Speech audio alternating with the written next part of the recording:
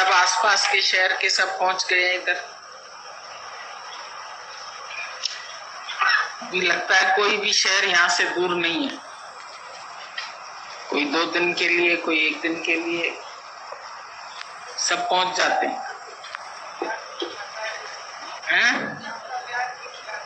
प्यार खींच लाता है। बस इसी प्यार में ही रहो, यही जिंदगी है।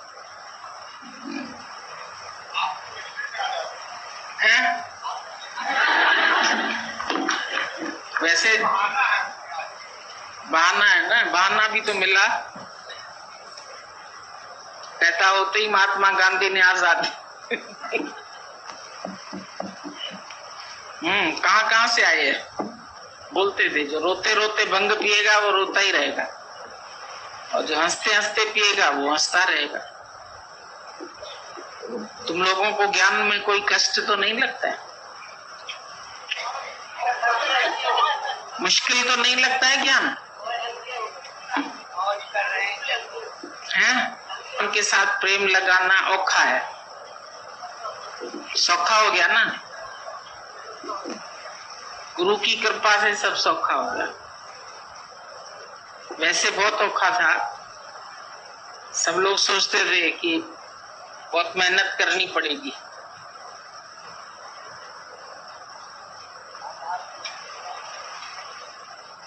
झुक गए तो सब हो गया।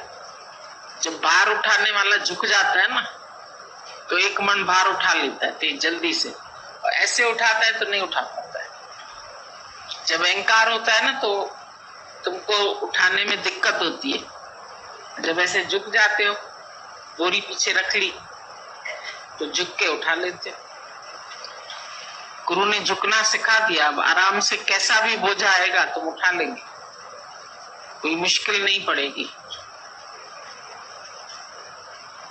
और मुश्किल पड़े तो क्या, मुश्किल कुशा भी है। ए दिल तू फिक्र मत कर, तेरा खुदा भी है।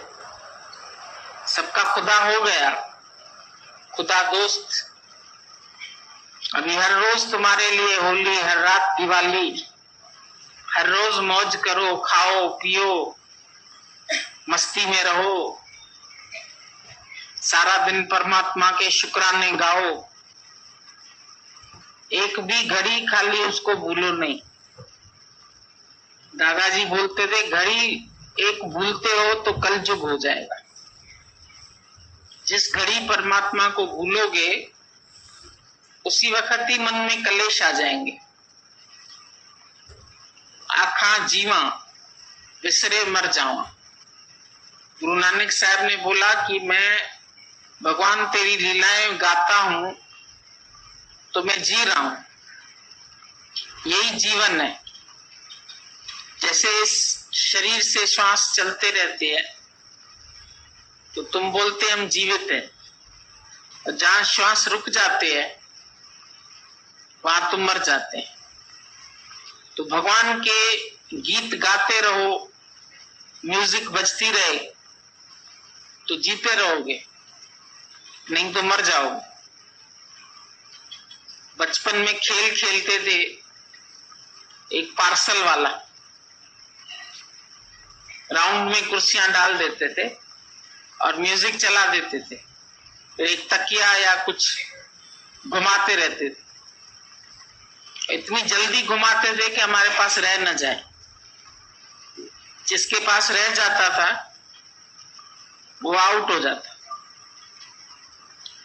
तो ये जिंदगी का जो म्यूजिक है, चल रहा है जब तक, तब तक तुमको भी जो कुछ मिला है वो आगे बढ़ाओ, बांटते रहो। अगर तुम्हारे ही पास रह गया और म्यूजिक बीच में बंद हो गई श्वासों की, तो तुम ही आउट हो जाएंगे। इसीलिए जितना जल्दी, कितना जल्दी करते उसमें फास्ट, एकदम अपने पास नहीं रखते। तो जितना भी तुम लोगों को ये ज्ञान मिला है, इसको जल्दी से जल्दी आगे बढ़ा दो।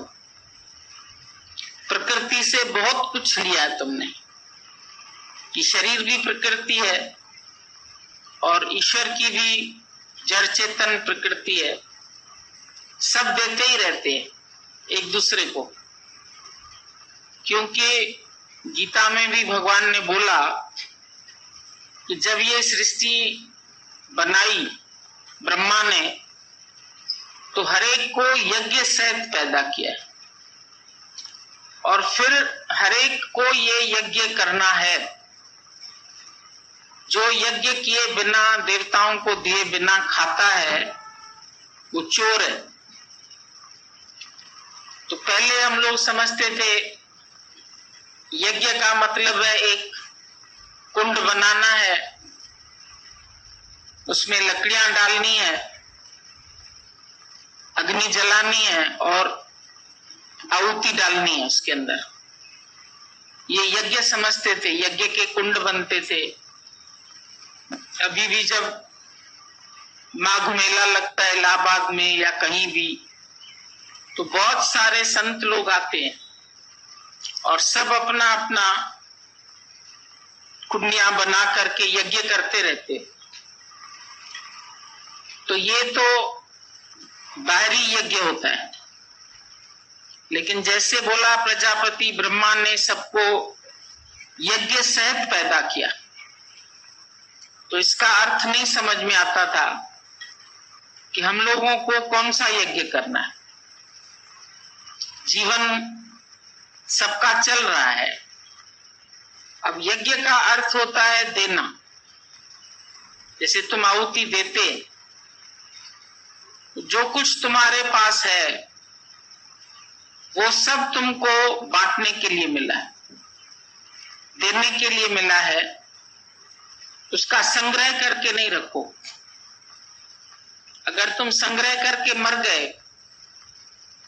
तो तुम आउट हो गए। दादाजी कहते थे रिचेड डाई रिच। कमबख्त लोग हैं जो अमीर होके मर जाते हैं। पैसा बहुत इकट्ठा किया, सामान बहुत बनाया, पर बांटा नहीं। आज समझो हम 10,000 लोगों के लिए प्रसाद बनाए और खाने वाला ही कोई नहीं आए, तो उस प्रसाद का क्या होगा? बेकार हो जाएगा, खराब हो जाएगा, उसको संभालना मुश्किल हो जाएगा। पर अगर 10,000 लोग आ गए और हमने सब में बांट के उनको खिला दिया, तो तुमको उसकी खुशी मिलेगी। अभी जैसे तुम लोग यहाँ रहते हैं, बनाते भी हैं, खिलाते भी हैं, काम भी करते हैं, सेवा भी करते हैं, तो तुमको उसमें खुशी आती है, अच्छा लगता है। काम जैसे खेल लगता है। तो ये करने में जैसे तुमको खुशी आती है, उसी तरह जीवन में जो भी तुम्हारे हिस्से के कर्म है, कोई बिजनेस करता है, कोई घर के काम करता है, कोई पढ़ाई करता है, कोई टीचर है, जहां जहां भी जिस जिसको जो जो कार्य मिला हुआ है, वो कार्य भी तुम ईमानदारी से करो, प्यार से करो। धार समझ के कोई कर्म नहीं करो। बोझा समझ के कर्म करेंगे तो तुम्हारे कर्म रॉन्ग हो जाएंगे। और अंदर में निश्चय करके बैठो तुम कौन हो, अपने को जानो, और जो कुछ तुम्हारे पास है उसमें सबका हिस्सा है। जैसे कभी कोई भाई भाई का हिस्सा खाता है, उसको बराबर से नहीं देता है, तो बोला वो जो तुम यज्ञ किए बिना खाते हैं, तो तुम जैसे पाप का अन्न खाते, ये पाप हो जाता है। हर एक व्यक्ति अपनी ओर ज्यादा खींचना चाहता है। जैसे बोलते हैं सर्दी की रजाई हर एक अपनी ओर खींचता है। तो दुनिया में भी ये लूट खसोट बहुत होती है, परिवार में, जगत में, कार्य में, बिजनेस में। जितना हो सके किसी का मार लो, लेकिन कोई ऐसा होता है ईमानदार, समझो तुमको भूल भी गया लेना अपना, तो वो ईमानदारी से आके तुमको लौटा देता है।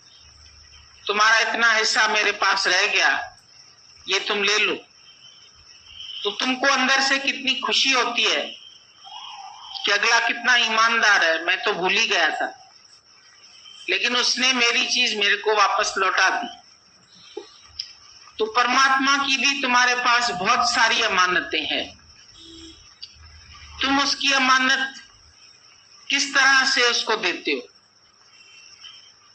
उसने सबको तुमको प्यार करने के लिए भेजा, नफरत करने के लिए नहीं भेजा है।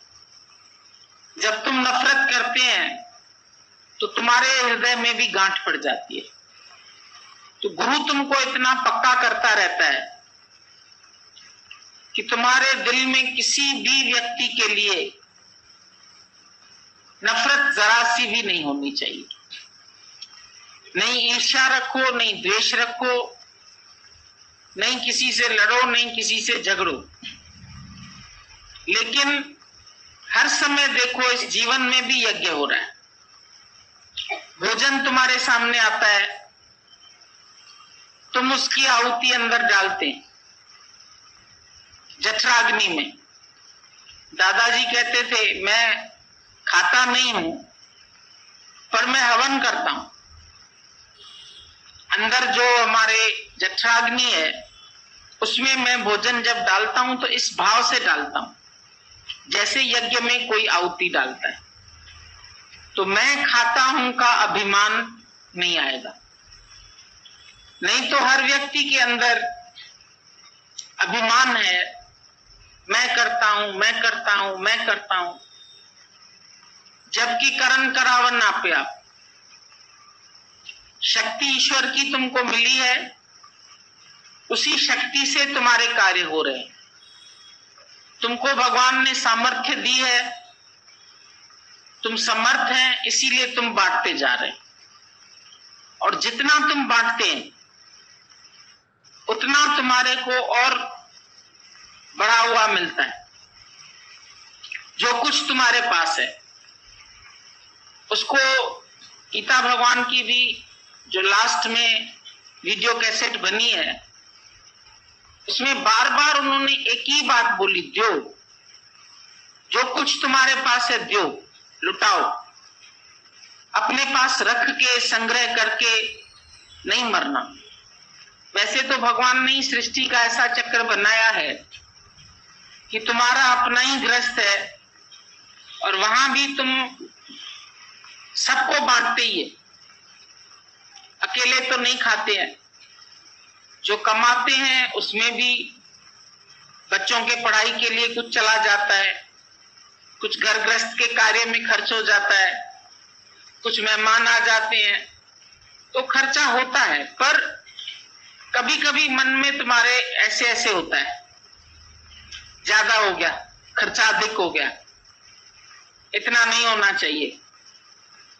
तो ये जो मन में भाव आते हैं या कभी किसी और के लिए करना पड़ता है तो मन कहता है अपने वालों के लिए करूं, तो मैं और मेरे के लिए बहुत जिए।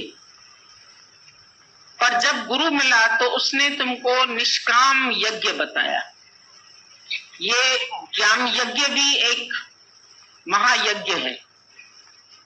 यहां सब हम लोग बैठे हैं तो गुरु के मुख से अमृत मिलता है। किसको मिलता है? जिसके अंदर में जिज्ञासा है, जिसके अंदर में प्रेम की अग्नि है। जैसे हम बोलते हैं कोई ऐसी आग लगाए ये तन मन जीवन सुलग उठे।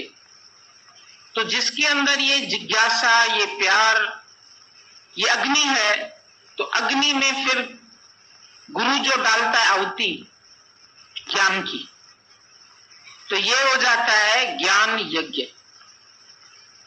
गुरु हमको ज्ञान यज्ञ से पोषित करता है। गीता में भगवान ने बोला ज्ञान यज्ञ से श्रेष्ठ कोई दूसरा यज्ञ नहीं है। ज्ञान यज्ञ सर्वश्रेष्ठ है। हम देखते हैं अभी ये यज्ञ होने से कितनी सबकी वृद्धि हुई है, सबके जीवन में शांति आई, सबके जीवन में आनंद आया है।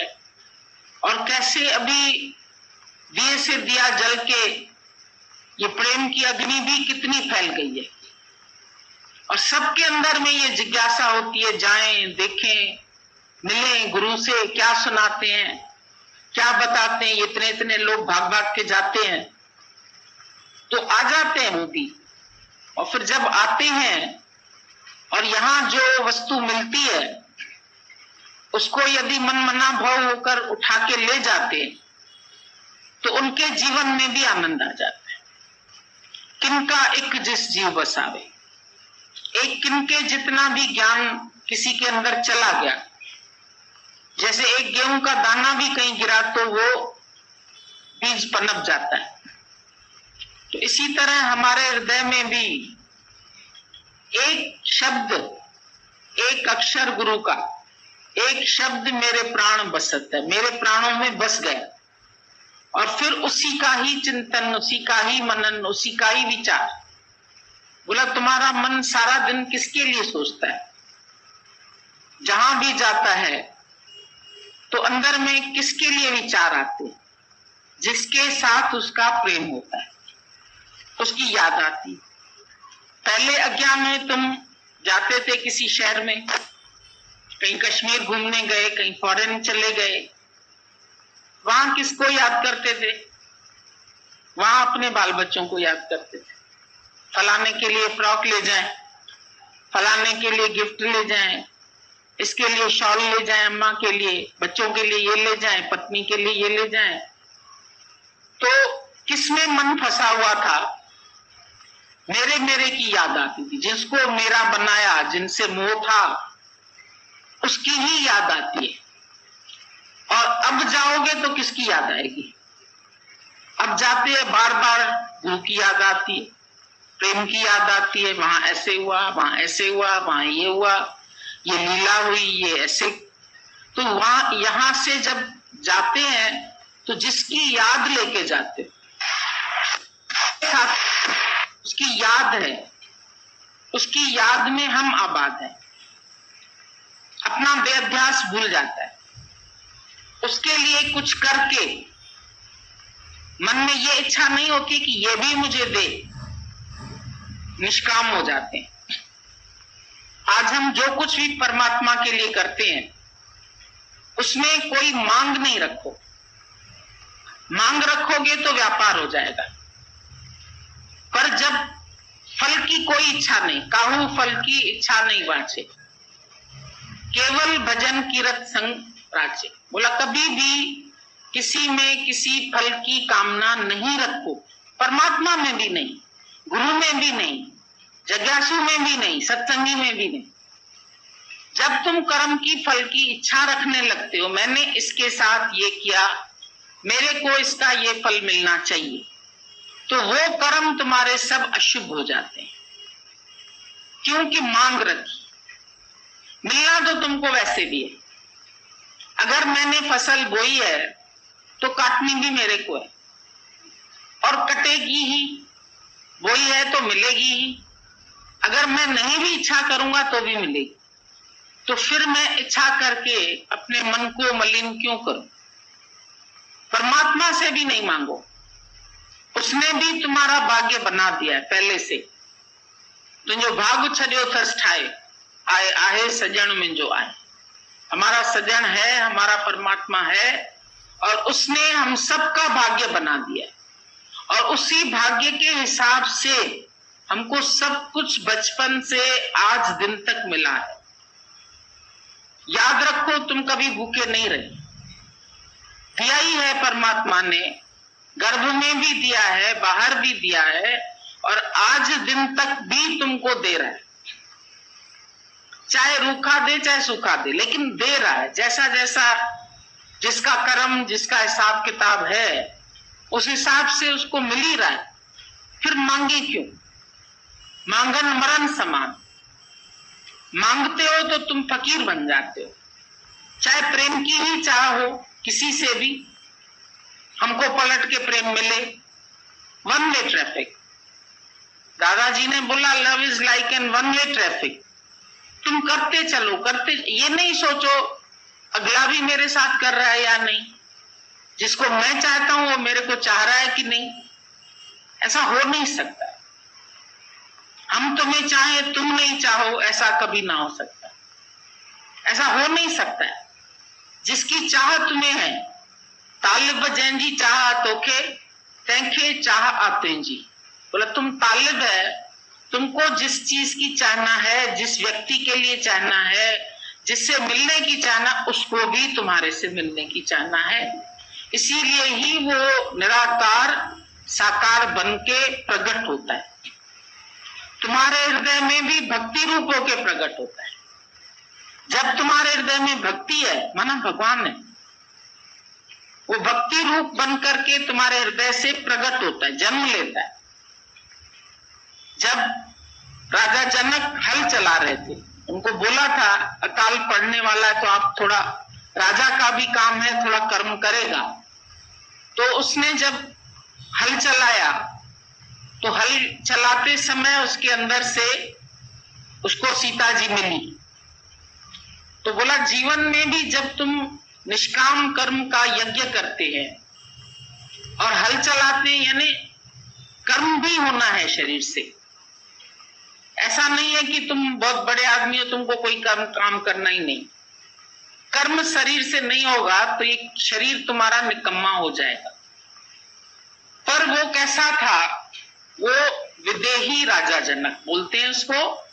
वो देह होते हुए भी देह से अलग था। विदेह माना देह से रहित।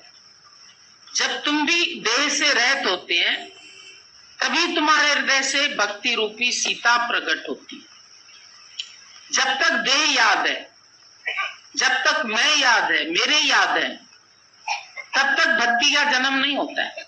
तब भक्ति तुम्हारे अंदर है पर छिपी हुई है। जैसे लकड़ी के अंदर अग्नि है पर छिपी हुई है। अभी लकड़ी का तखत है, इसके पास जब हम जली हुई लकड़ी ले आएंगे तो ये भी जल जाएगी। लोहे के पास ले जाओगे तो लोहा नहीं जलेगा, पर इसके पास ले जाओगे तो ये लकड़ी से लकड़ी जल जाती। तो तुम्हारे अंदर भक्ति है पर सुषुप्त थी। सुषुप्त अवस्था में, जैसे बीज के अंदर वृक्ष होता है पर सुषुप्त अवस्था में, और उसको जब फेवरेबल कंडीशंस मिलती है, पानी मिलता है, भूमि मिलती है, माली मिलता है, तो उसको बोता है। अब हम लोगों को भी सबके अंदर राम है, सुना सकना कोई नहीं, सबके अंतर लाल, पर मूर्ख गंड खोले नहीं, कर में भयो कंगाल। सबके अंदर लाल माना परमात्मा, प्यार, उसका भाव सब तुम्हारे अंदर है। गुरु बाहर से कहीं से नहीं डालता है। जैसे बीज के अंदर वृक्ष है, उसको बोने से वृक्ष प्रकट होता है। इसी तरह से जब गुरु का स्पर्श पाते हैं, गुरु का हाथ हमारे ऊपर आता है, तो हमारे अंदर भी सोई हुई भक्ति जागृत हो जाती। तुमने मुझको प्रेम सिखाया और फिर सोए हुए हृदय को जगाया। जो मेरा दिल कभी सोचते थे रात को बैठ के, क्या यही जीवन है? खाया पिया, बाल बच्चा, घर गृहस्थ, मर गए, ये जीवन है क्या? रोज रूटीन लाइफ हो गई। उठना है, बच्चों के लिए बनाना है, खाना बनाना है, स्कूल भेजना है, कमाना है, और फिर शादियां करानी, फिर खत्म हो गई। तो लक्ष्य का पता नहीं था, हृदय सोया हुआ था। होते हुए ब्रह्म भी तुम अंदर से सोए पड़े थे, पर कोई ऐसा भाग्य जागृत हुआ, भाग्य हुआ, गुरु संत मिलाया।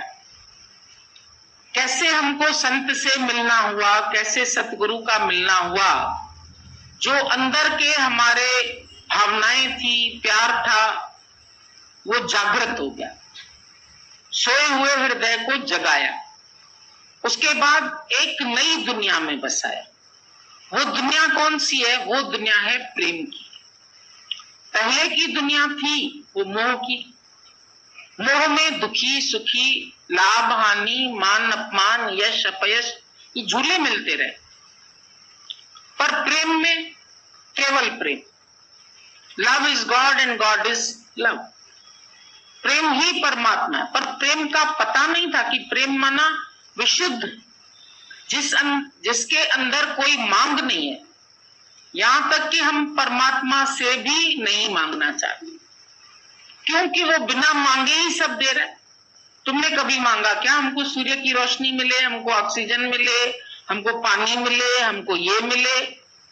चाहा क्या? मिल ही रहा है। और जो प्रकृति सिखा रही है वो ले रही है तो साथ साथ दे भी रही है। सूर्य जब पानी को सोख लेता है, बादल ने पानी ले लिया, बादल के रूप में हो गया, तो बादल फिर अपने पास थोड़ी रखता है। जब तक रखता है तो काला रहता है, और जब बरस जाता है तो आसमान साफ हो जाता है। तुम भी मन में कुछ रखे रहोगे, बातें कुछ संचित रखोगे, संग्रह करोगे, तो तुम्हारे अंदर भी कालापन आ जाएगा। तो जब बांटोगे, दे दोगे सब कुछ, सबका हक हिसाब, तुम हल्के हो जाओ। फिर बादल भी अपने पास कुछ नहीं रखते, पानी पर्वतों के ऊपर बर्फ के रूप में जमने लगते हैं, धरती को हरा भरा करते हैं, खेती को देते हैं, सबको बरसा के उसको हरा भरा बना के। अगर एक साल बारिश नहीं आती तो अकाल पड़ जाता है, सूखा घोषित कर देती।